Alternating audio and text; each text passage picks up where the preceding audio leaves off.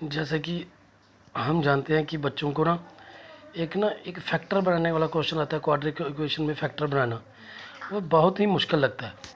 लेकिन आज हम आपको एक बड़े आसान तरीके से, आसान मेथड से, बिल्कुल इजी मेथड से फैक्टर बनाने के लिए बताएंगे।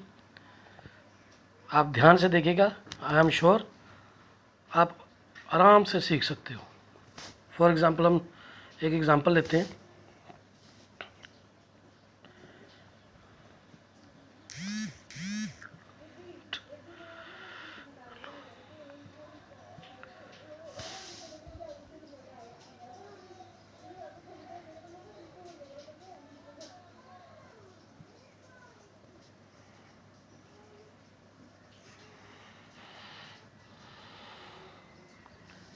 ये हमारी क्वाड्रेटिक इक्वेशन है, 4x² - 2x - 2। अब बच्चों को फैक्टर बनाने में बहुत ही प्रॉब्लम आती है, लेकिन बड़ा इजी सा आसान सा मेथड है। अगर ध्यान से देखेंगे तो आपको बहुत आसान लगेंगे सम। सबसे पहले क्या करना है कि इस फर्स्ट वाले कोफिशिएंट को इस लास्ट वाले के साथ मल्टीप्लाई कर देना। जैसे हमने किया 4 × 2 = 8, ये हो गया 8। अब आपको क्या करना है, अब आपको 8 किस किस टेबल में आता है वो लिखना है। हम शुरू से शुरू करेंगे। 1 × 8 क्या होता है? 8। 2 × 4 क्या होता है? 8। 4 × 2 क्या होता है? 8। बस ये 3 टेबल्स हैं जिसमें 8 आता है। अब इस तीनों टेबल्स में हमें किसी एक टेबल को सिलेक्ट करना है और उसमें हमें क्या मिलना चाहिए? ये सेंटर वाला जो कोफिशिएंट है, एक्स का कोफिशिएंट है -2, ये मिलना चाहिए। और इस टेबल में देखना हमें किस टेबल को लेना है। हमें उस टेबल को चूज़ करना है जहाँ पे ये जो इसके फैक्टर्स हैं उनको प्लस या माइनस करने पर 2 आना चाहिए। जैसे अगर हम ये ले लेते हैं 1 × 8 हो गया 8। 8 तो हमें मिल गया, लेकिन अगर हम 8 × 1 करते हैं तो 9 बनता है, और 1 माइनस करें तो -7 बनता है। और हमें क्या चाहिए? 2। क्या चाहिए हमें? 2। इसलिए ये फर्स्ट वाला टेबल तो क्या हो गया? कैंसिल। अब हम थर्ड वाला टेबल लेते हैं। थर्ड वाले टेबल में लिखा है 4 × 2, ये बन गया 8। और 4 प्लस करें 2 तो बनता है 6। 4 - 2 करें तो बनता है 2। ठीक है। और हमें क्या चाहिए? यहाँ पे 2। इट मीन्स हमारा ये वाला जो है टेबल वो सूट कर गया। अब हम इसको लेंगे।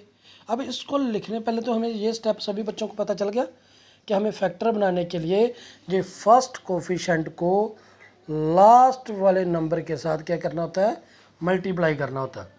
फिर जैसे 8 आ गया, 8 आने के बाद हमें टेबल लिखने होते हैं जिस जिस टेबल में ये हमारा प्रोडक्ट जो है 8 ये आता है।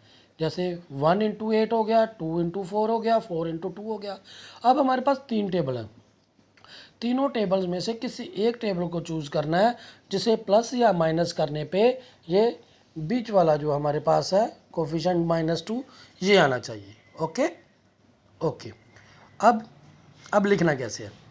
अब हम बताएंगे कि जो फर्स्ट वाला कोफिशिएंट है और लास्ट वाला कोफिशिएंट है इसको सेम उतार देना है। ठीक है, ये दोनों आगे सेम। अब हमें क्या करना है? ये बीच वाला फाइंड करना है, ये वाला। अगर हम इसको 4 - 2 करेंगे तो हमारे पास 2 आता है। 4 - 2 करेंगे तो 2 आता है, लेकिन वहाँ पे हमें क्या चाहिए? -2। तो -2 करने के लिए हमें 4 माइनस करना पड़ेगा। 4 क्या करना पड़ेगा? माइनस प्लस 2 करना पड़ेगा, तभी आएगा -2। ठीक है। अब ये जो -4 + 2 है इसको हम यहाँ पे लिख देंगे। -4 साथ में x + 2x। ठीक है, ये हमारी हो गया। अब क्या कर रहे हैं? नेक्स्ट स्टेप है इसके पेयर बनाने हैं। इसके पेयर बना दिए। अब ये फर्स्ट पेयर में हमें कॉमन निकालना है। कॉमन कैसे निकालना है? कॉमन ऐसे निकालना है 4 × x × x, 4x के फैक्टर हो गए और नीचे सेकंड टर्म के 4 × x के। अब कॉमन क्या है हमारे पास? ये पहले 4 कॉमन आ गया, फिर पहले x कॉमन आ गया। अब 4x कॉमन हो गया, फर्स्ट टर्म में यहाँ पे क्या रह गया, ओनली x, फिर माइनस साइन आ गया, और दूसरी टर्म में कुछ भी नहीं है, यहाँ पे कुछ नहीं होगा तो वहाँ पे क्या आ जाएगा 1।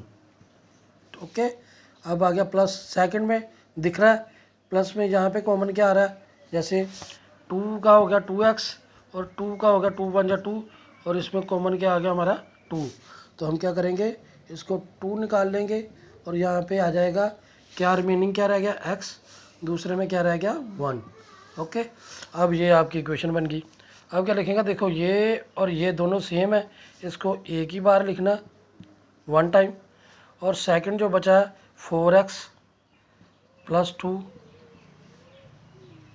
ये आपके बन गए फैक्टर जो बच्चों को बहुत ही मुश्किल लगते हैं। ओके, मैं होप करता हूँ कि आप सभी को समझ आ गया। एक बार दोबारा रिपीट कर रहा हूँ, ये हमारी स्टेटमेंट है 4x² - 2x - 2।